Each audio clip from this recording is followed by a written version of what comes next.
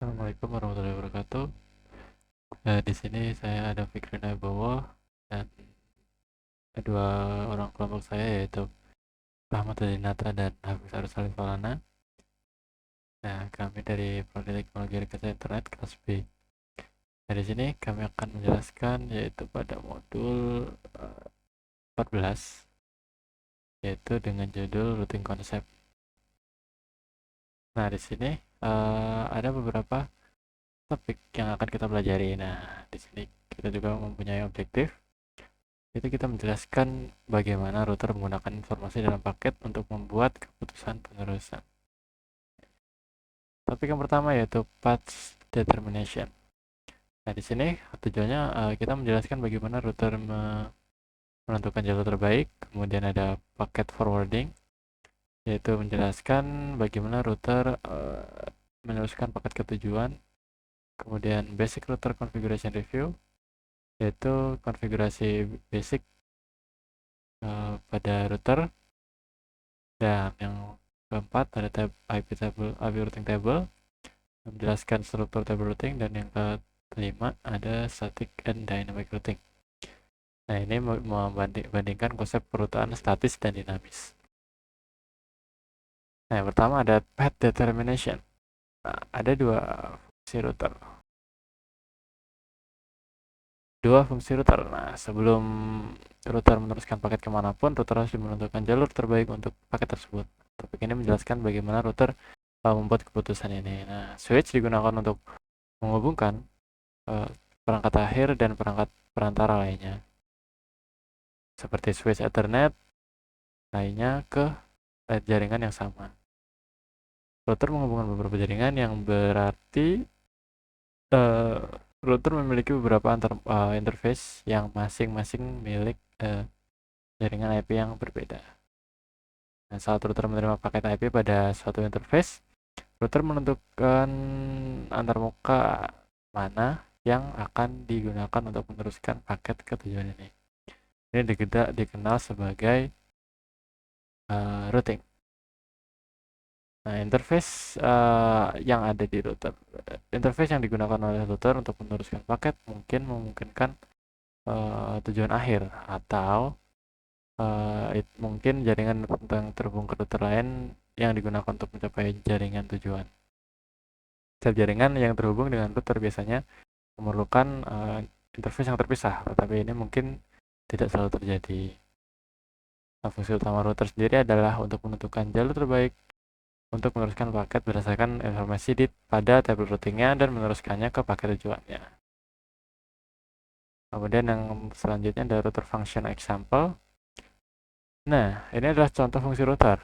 Router menggunakan tabel routing IP untuk menentukan jalur atau rute mana yang akan digunakan untuk meneruskan paket. Nah, kita akan klik pada gambar. Nah, untuk mengikuti paket dari PC ke sumber dari PC ke sumber tujuan, ke PC sumber tujuan, berarti kan bagaimana? R1 dan R2 menggunakan table routingnya ya.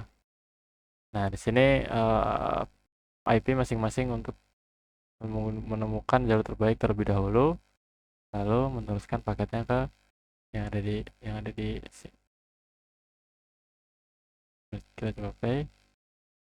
Nah, ini ya dari PC ini, kemudian kalau berhenti di R1, nah dia ini memilih nih mana yang jalur terbaiknya. Nah, jalur terbaiknya yaitu pada IP pada network 2.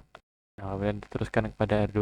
Nah, R2 ini mengidentifikasi lagi mana jalur yang terbaik yang bisa dilewati agar sampai ke sini. Nah, seperti itu.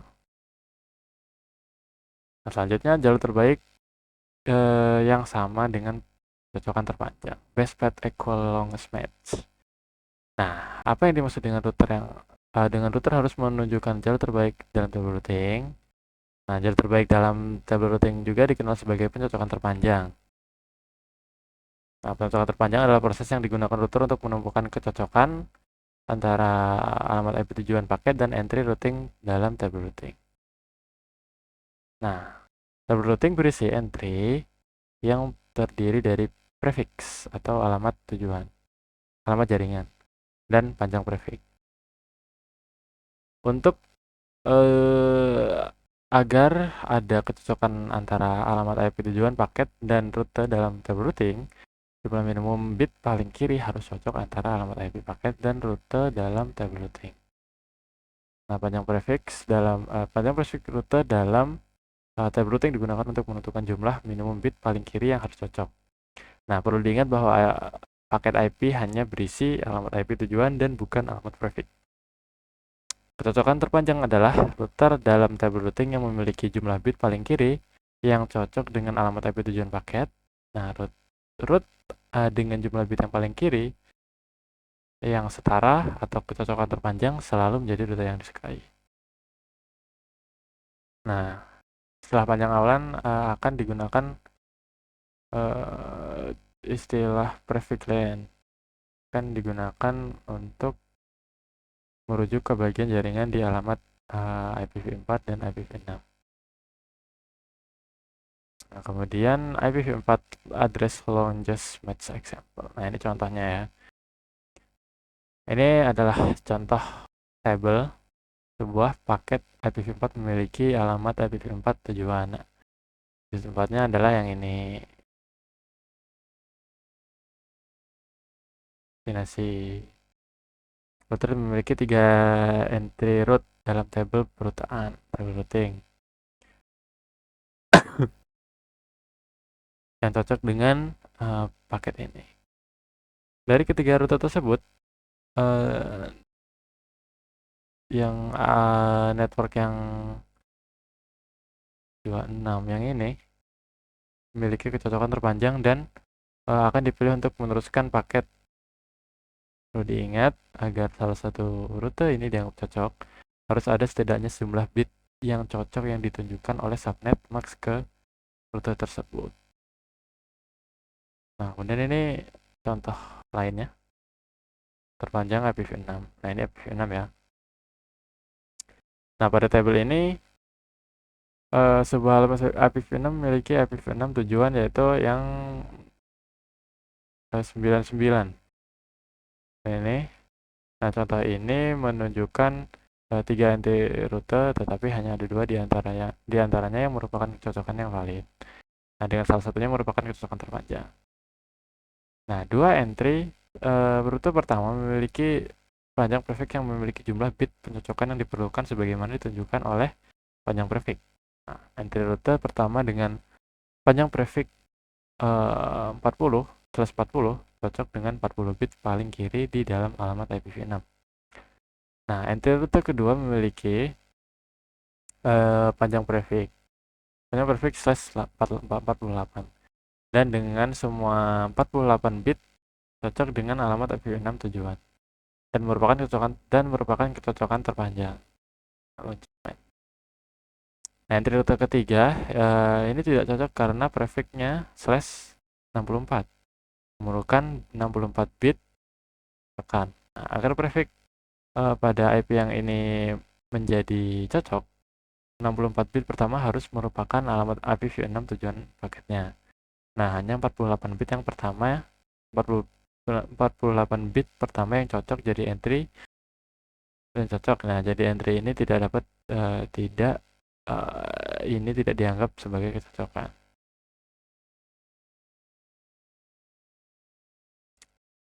Kemudian di sini ada build routing table. Kita akan membangun sebuah routing table ya. Perspektif. Nah, yang ini. Yang pertama, directly connected network. Nah, jaringan yang terhubung langsung adalah jaringan yang dikonfigurasi pada interface aktif dan dari sebuah router. Nah, jaringan yang terhubung langsung ditambahkan ke table routing ketika semua antar interface dikonfigurasi dengan alamat IP dan subnet max. Panjang awalan dan aktif. Prefix range and active up and up. Dan remote network. Ini remote network ini juga tidak secara langsung terhubung ke network. Router mempelajari tentang remote network ini pada dua jalur. Nah, yang pertama ada static route. Nah, ini menambahkan routing table ketika rute dikonfigurasi secara manual. Dan pada dynamic routing protokol, nah ini menambahkan routing table ketika routing protokol dinamik secara otomatis mempelajari tentang remote network. Nah, dynamic routing protokol ini termasuk include memasukkan Exchange Interior Gateway Routing Protocol, nah, yaitu ya AIGRP. Nah, membuka ini OSPF, nah, as well as several other. Nah, lebih baik dari yang lain. Nah, kemudian default route. Default route ini spesifiknya pada Nexhop router untuk digunakan ketika table routing tidak contain dengan router yang spesifik dan yang tidak cocok dengan IP destinasi. Nah, kemudian default route juga bisa memasukkan secara manual seperti static route atau mempelajari secara otomatis dari dynamic routing protocol. Oke, mungkin pada modul 14 ini, pada bagian 14.0 dan 14.1 saya rasa cukup. Selanjutnya pada modul berikutnya akan dijelaskan oleh teman-teman saya. Nah, oke. Di sini saya kembali melanjutkan penjelasan dari teman saya. Nah, untuk pada bab ini menjelaskan terkait paket forwarding. Nah, paket forwarding ini apa sih? Nah, di sini terdapat subbab ya. Itu yang pertama terkait paket forwarding delegation process. Nah, ini apa maksudnya? Jadi ini menjelaskan tentang proses pengambilan suatu keputusan dalam suatu kita mau routing untuk meneruskan suatu paket. Di sini juga melibatkan langkah-langkah yang bisa dibilang logis ya, yang dilakukan oleh perangkat jaringan seperti itu, seperti router ataupun juga bisa juga switch. Nah, untuk apa sih ini? Ini untuk menentukan kemana paket itu harus dikirim. Nah, di sini ada beberapa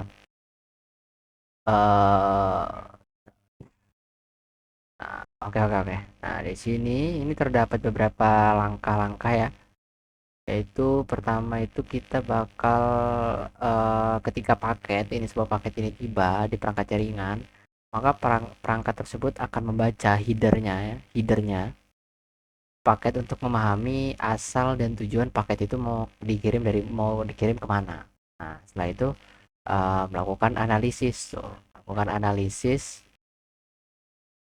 berisi informasi pentingnya seperti alamat IP, IP dari sumber dan juga tujuan. Nah, protokol yang digunakan dan juga tipe layanannya juga seperti apa. Terus itu nah ini nih pada konsep routing. Jadi router itu menggunakan alamat tujuan untuk menentukan jalur terbaiknya kemana gitu loh. Jadi dikasih tahu map gambaran, oh ini nih untuk ke paket C ini paling terbaiknya itu lewat perangkat jaringan B nih. Nah, seperti itu. Nah, setelah itu melakukan di di routing table ataupun forwarding table ya. Nah, router ini memeriksa eh, routing table ya untuk mencari entry yang cocok untuk alamat paket. Nah, proses ini dilakukan dan ada beberapa langkah ya. Yang pertama itu exact match namanya itu untuk mencocokkan alamat tujuan secara tepat. Nah, yang kedua juga ada long prefix match untuk mencari rute dengan subnet max terpanjang yang sesuai dengan alamat tujuan. Nah, setelah itu langkah keempat yaitu pengambilan keputusan ataupun forward indication. Jadi setelah menemukan rute yang sesuai, router akan menentukan interface keluarnya kemana, juga next shopnya siapa, gitu, seperti itu. Ya. bisa dipahami ya. Nah, di sini ada penjelasannya forwarding packet device di directly connected network ataupun masih satu jaringan. Ini ada next hop ya, penjelasan next hop ini jika entry diindikasi alamat IP tujuan ini di luar dari directly connected network, maka akan IP destination ini akan melanjutkan ke next hop router selanjutnya. Nah, apabila tidak ada, drop the packet. Jika tidak ada alamat IP di routing table yang sesuai, maka paket itu akan di drop atau akan dibuang seperti itu, tidak dikirim. Oke, untuk selanjutnya terkait end to end packet forwarding. Nah, jadi proses-proses di sini ya, ini berproses untuk menjelaskan bagaimana sih sebuah paket itu dikirimkan dari perangkat sumber ke perangkat tujuan dalam jaringan. Nah, di sini ada beberapa langkahnya. Jadi yang pertama itu PC 1 ini mengirimkan ke PC 2 ya. Kita tonton dulu. Dia ngomong nih, aku punya paket nih buat PC 2 ya. Nanti router akan membaca paket layer 3 ya kan. Nah, di sini uh, saya melihat PC 2 ini beda tidak directly connected karena PC 2 berbeda network, maka saya akan melakukan enkapsulasi. Nah, enkapsulasi sendiri itu adalah data dari aplikasi di lapisan atas ya, diubah menjadi segmen. Jadi kemudian, nah setelah itu menjadi sebuah paket dengan penambahan header IP seperti header IP, source IP dan juga destination IP. Dan akhirnya dikirim, dan akhirnya itu menjadi frame dalam header MAC untuk dikirim melalui jaringan perangkat jaringan fisik ya. Setelah itu kita akan forwarding antar jaringan ya. Ini akan melakukan pengiriman antar jaringan. Nah, seperti ini. Kita tonton lagi videonya. Nah,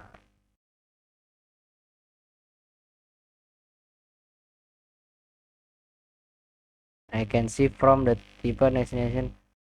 Nah, seperti itu. Nah, dia melihat nih di IP routing table-nya, oleh PCR1 nih, mana yang sesuai nih katanya kan. 4.2 nih katanya sesuai karena nextupnya ada 2.2. Nah, kalau misalnya mau ke 4 ya, mau ke 4 ini, mau ke 4 area network area 4 ini, next hop IP-nya tuh lewat sini 192.168 berarti satu, yaitu port ke Ethernet kedua punya R2 ini ya. 2.2. Tuh. Oke, selanjutnya routing melalui paket beberapa hop ya. Dibaca lagi nih sama dia. Frame address. Nah, dia mengidentifikasi terlebih dahulu tuh tipenya apa, ya kan, source IP-nya kembali sampai dia mendapatkan. Nah, setelah sampai pada router 3, navigasi lagi. Nah, routing table-nya jadi directly connect. Jadi masih satu jaringan ya. Seperti itu. Nah, itu tadi penjelasan terkait proses ya, bagaimana data itu dikirimkan dari perangkat sumber ke perangkat tujuan. Nah, selanjutnya yaitu adalah paket forwarding mechanism. Jadi mekanisasinya bagaimana sih? Yang pertama itu ada proses namanya switching. Tahu juga, biasa juga dibilang metode yang paling dasar dan lambat ya. Jadi setiap paket itu diterima dan diperiksa oleh CPU router satu per satu. Nah, keputusan penerusannya juga dibuat secara manual untuk setiap paket. Nah, jika paket memiliki alamat yang tujuan yang sama, ya kan itu. Nah, kelemahannya itu ada sendiri. Jadi ini tidak efisien untuk traffic tinggi karena beban CPU-nya juga tinggi seperti itu. Nah, yang kedua juga ada fast switching. Fast switching ini jadi router itu membuat suatu entry cache untuk alur traffic tertentu. Nah, setelah paket pertama diproses, nah paket berikutnya juga dengan tujuan yang sama dapat diteruskan lebih cepat menggunakan entry cache ini. Nah, ini keunggulannya lebih cepat ya, karena menghindari looping yang secara terus menerus. Nah, yang terakhir ada CF atau Cisco Express Forwarding, metode yang paling canggih dan juga cepat untuk saat ini ya. Nah, router ini jadi membangun suatu forwarding information base FIB ya, dan agency table-nya itu sebelum di paket itu diterima. Nah, semua keputusan penerusan ini dibuat menggunakan FIB, yaitu yang diperbarui secara dinamis, jadi tidak secara manual seperti itu. Oke, lanjut terkait basic router configuration review ya. Ini bagaimana kita melakukan konfigurasi untuk suatu routing ini ya. Nah, ini adalah topologinya pada R1 ini directly connect dengan 3 network 3, network 1 dan ini ya. Seperti itu. Nah, pada router 1 ini dikonfigurasi terlebih dahulu ya terkait SSH-nya. Setelah SSH dia melakukan IP, ini dia menggunakan IP versi 6 yang ini case routing. Langsung sama dia menggunakan IP address-nya 10.10.11 berarti di area ini ya, di area sini dia mengenalkan terlebih dahulu IP-nya terlebih dahulu. Oke. Nah, itu tadi ini untuk penjelasannya untuk bagaimana konfigurasi. Nah, apabila ini untuk memverifikasi apakah bagaimana saat seorang administrator itu ingin mengecek ya terkait eh, eh, untuk memverifikasi lah ya, untuk memverifikasi apabila terjadi suatu kesalahan dia akan melakukan langkah pertama untuk melakukan maintenance itu melakukan install IP interface brief. Ini untuk mengecek apabila apakah ada port yang mengarah ke sumber tujuan itu tidak aktif seperti itu. Sama saja seperti di sini so running config dia sudah ngecek terlebih dahulu ya kan. So interface mengindikasi ya kan, untuk mengindikasi apakah ini up statusnya. So interface juga swipe root. Nah, swipe root ini untuk mengecek apakah sudah terdaftar atau belum ya tetangganya. Nah, dan terakhir melakukan ping ya. Setelah melakukan ping juga positif nanti apabila belum maksimal ya untuk melakukan maintenance-nya akan melakukan tracer di mana paket itu terputus seperti itu. Nah, ini paket untuk filter ya seperti itu. Nah, itu tadi ada penjelasan dari saya dan akan dilanjutkan oleh teman saya. Terima kasih. Oke, Assalamualaikum warahmatullahi wabarakatuh. Ini saya akan melanjutkan routing table. Pertama, ini ada routing source, yaitu sumber root. Di sini bagaimana router mengetahui kemana tempat mengirim paket, atau router membuat table routing berdasarkan jaringan tempat keberadaan. Table routing berisi daftar router jaringan mengikuti awalan panjang. Sumber informasi ini berasal dari yang pertama ada directly connected network dan selanjutnya ada router static atau static routing, yang terakhir ada dynamic routing protocol. Di sini ada di gambar, pada gambar sini R1 dan R2 ini menggunakan protokol OSPF atau dynamic routing, dan R2 ke arah R2 menggunakan static route to ISP, static route to ISP. Oke. Sini menggunakan static routing dan sini menggunakan dynamic routing, itu menggunakan SPF. Nah, ini untuk routing table ya. Ini berisikan ada type-nya, terus IP, terus ini ada port-portnya. Untuk routing table-nya, nah, isi dari routing table dari R2. Untuk selanjutnya dalam tabel pada di atas yang ada di sini ada L ini yaitu mengidentifikasi alamat yang didapatkan di antarmuka router. Yang kedua ada C, mengidentifikasi jaringan yang terhubung langsung, yaitu connected. S2 yaitu static routing, kita mengonfigurasi static routing, dia akan muncul S, dan O itu OSPF. Yang terakhir adalah router default. Nah, di sini ada prinsip dari table routing. Nah, setiap router membuat keputusannya sendiri berdasarkan informasi yang dimiliki dalam table routernya sendiri. Contoh, R1 hanya dapat menentukan paket menggunakan table route sendiri. R1 tidak mengetahui rute mana saja yang ada di tabel routing lainnya, misalnya R2. Nah, untuk informasi pada tabel routing, satu router belum tentu sama dengan tabel routing router lain. Nah, informasi perutan tentang suatu jalur tidak memerlukan informasi routing perutaan kembali. Lalu selanjutnya ada routing table entires. Sebagai admin jaringan, penting untuk mengetahui cara mengimplementasikan konten table routing IP versi 4 dan IP versi 6. Gambar tersebut menampilkan entry table routing pada R1 untuk rute jaringan jarak jauh, dan kedua rute ini dipelajari secara dinamis dan protokol routing OSPF. Di sini ada routing table ya. Yang pertama ada type-nya, yang kedua sini ada IP network yang ingin didaftarkan. Selanjutnya ini via ini jalurnya atau next hook-nya, ini waktunya, dan ini untuk portnya. Untuk PV6 hampir sama lah, hampir sama kayak PV4. Selanjutnya directly connected network atau jaringan terhubung langsung.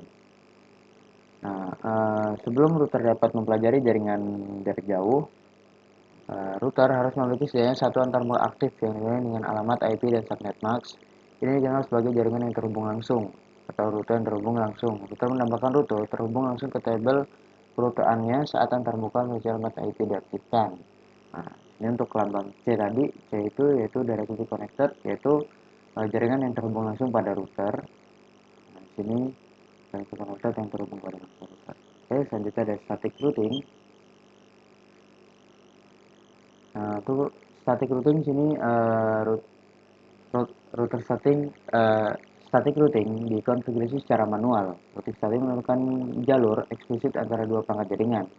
Tidak seperti protokol dinamis, router static tidak diproduksi secara otomatis dan harus dikonfigurasi ulang secara manual pada topologi jaringan. Nah, manfaat penggunaan static routing meliputi peningkatan keamanan dan efisiensi sumber daya routing statis menggunakan bandwidth yang lebih sedikit daripada protokol perutaan dinamis. Nah, di sini ada 3 kegunaan utama. Pertama, memberikan kemudahan untuk pemeliharaan kabel routing dalam jaringan yang lebih kecil. Yang kedua, ada ia menggunakan satu rute default untuk mewakili jalur jaringan manapun. Yang ketiga, ada ia merutekan ke dalam jaringan rintisan. Jaringan rintisan adalah jaringan yang diakses oleh satu root atau subnetworknya. Nah, di sini untuk static routing, ini sebagai strukturnya, dia akan mengenalkan jaringan sini, mengenalkan jaringan sini. Nah, ketika ini statik, nah ini dia ingin mengenalkan jaringan ini. Nah, berarti gerbangnya ada di bagian sini untuk next hook-nya, ini dan jaringan ini. Oke. Ini selanjutnya ada static router in the IP routing table. Nah, ini kan bersama kita di atas. Ini IP route 1010. Ini untuk network yang ingin didaftarkan, untuk subnet max-nya, dan ini next hook routernya atau gerbangnya. Ini sama saja untuk VP6. Lanjut untuk dynamic routing protocol. Nah, ini secara otomatis ya. Protokol routing dynamic digunakan oleh router untuk secara otomatis berbagi informasi tentang jangkauan dan status jaringan jarak jauh. Protokol routing dynamic melakukan beberapa aktivitas, termasuk penemuan jaringan dan pemeliharaan tabel routing. Nah, keuntungan penting dari protokol dynamic routing ini yaitu kemampuan untuk memilih jalur terbaik dan kemampuan untuk secara otomatis. Nah, untuk contoh dari dynamic routing yaitu ada OSPF sendiri. Nah, OSPF itu menggunakan algoritma Dijkstra, dia mencari jalan terbaik. Itu dia otomatis ya. Ini untuk dynamic routing table-nya. Ini untuk melihat labelnya. Nah, kalau O ini ialah OSPF. Jadi dia itu otomatis dia mengenalkan jaringan ke tetangga-tetangga sebelah dari router yang kita konfigurasikan. Selanjutnya ada default router. Nah, untuk default router di sini yaitu mirip dengan gateway default. Pada host, router default menentukan router hop berikutnya yang akan digunakan saat table routing tidak berisi router tertentu yang sesuai dengan alamat IP tujuan. Di sini router default itu dapat berubah router statis atau dipelajari secara otomatis dari protokol routing dinamis. Router default sini memiliki entry route yaitu 000 dan subnetnya 000 atau entry route. Nah, untuk IPv6-nya 0 juga. Berarti bahwa tidak ada bit yang dicocokkan. Nah, untuk default router sendiri itu yaitu untuk itu tadi ya 0000 dan subnetnya 00 sekian. Nah, default router ini jadi dia tidak memilih IP tujuan. Jadi siapa saja yang mau masuk itu diperbolehkan atau diizinkan. Di sini ada struktur dari IP routing table. Nah, di sini ada IP-nya, sini ada type-nya, dia connected, directly connected atau SPF atau static. Tuh. Di sini ada via-nya, via IP mananya, terus portnya dia lewat mana, untuk waktunya juga. Oke, sama aja untuk IPv6 nya V6. Nah, administrasi distance. Nah, di sini untuk EIGRP. Entry route untuk sistem jaringan tertentu. Nah, ya ada kemungkinan table router mempelajari alamat jaringan yang sama dari lebih dari satu sumber perutuan. Kecuali untuk keadaan yang sangat spesifik, hanya satu protokol dinamis yang harus diimplementasikan pada router. Namun, SPF dan EIGRP dapat digunakan pada router. Dan kedua protokol routing dapat memiliki jaringan tujuan sama. Setiap protokol routing dapat menyusun jalur yang berbeda untuk mencapai tujuan berdasarkan metrik protokol tersebut. Nah, ini menimbulkan pertanyaan, bagaimana mengetahui sumber mana yang digunakan, kedua ada rute mana yang harus dipasang di routing. Di sini ada rute source-nya.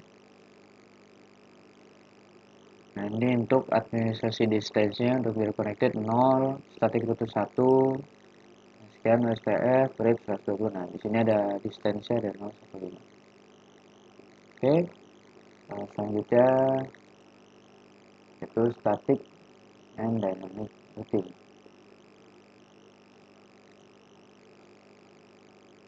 Pertama, static atau dynamic.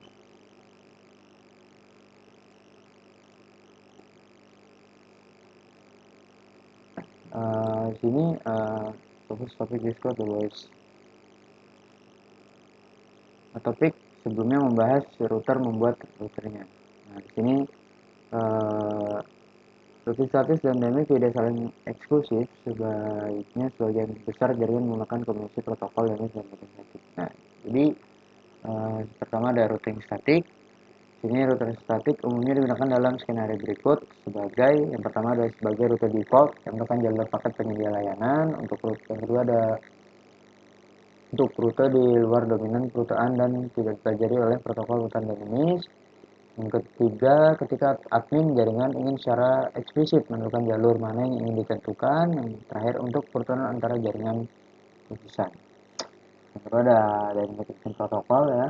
Ini kegunaannya yaitu dalam jaringan yang terdiri dari lebih dari beberapa router. Ketika perubahan topologi jaringan mengharuskan jaringan untuk secara otomatis melakukan jalur lain.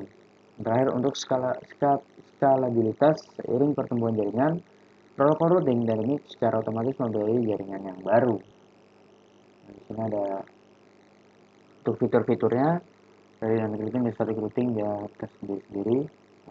Security-nya selanjutnya ada dynamic routing evolution.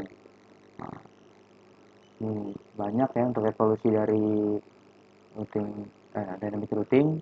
Ada XGP, IGRP, RIPv1, ISIS, SPFP2, IGRP lagi, RIPv2, BGP, ada RIPNG, BGPNG, SPF versi 3, dan terakhir ada ISISP6.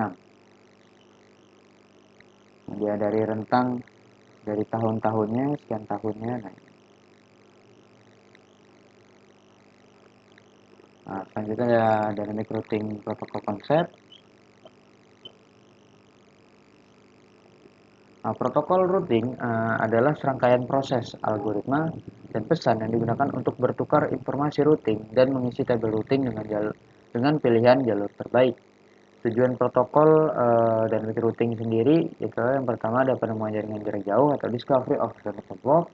Yang kedua ada maintenance, untuk maintaining informasi tetap terkini, menjaga informasi tetap terkini. Yang kedua membeli jalur terbaik ke jaringan tujuan. Dan terakhir ada kemampuan untuk menentukan jalur terbaik baru jika jalur saat ini tidak lagi tersedia.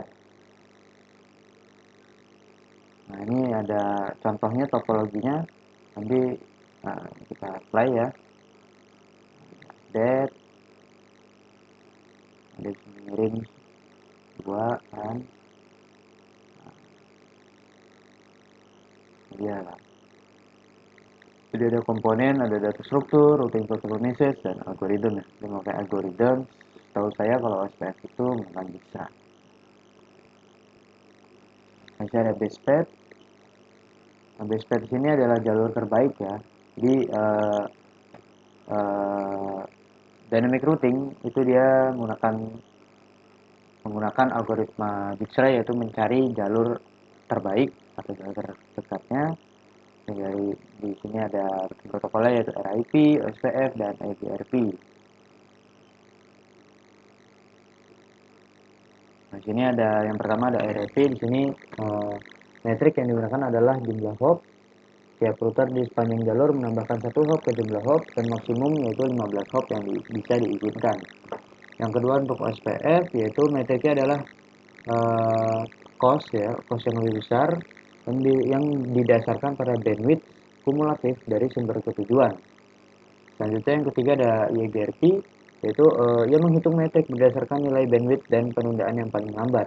Ini juga dapat memasukkan beban dan keadaan ke dalam kalkulasi metrik.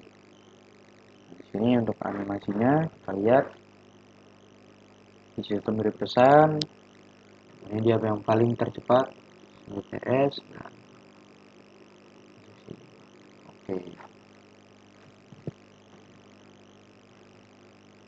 Ini dia mencari jalan langsung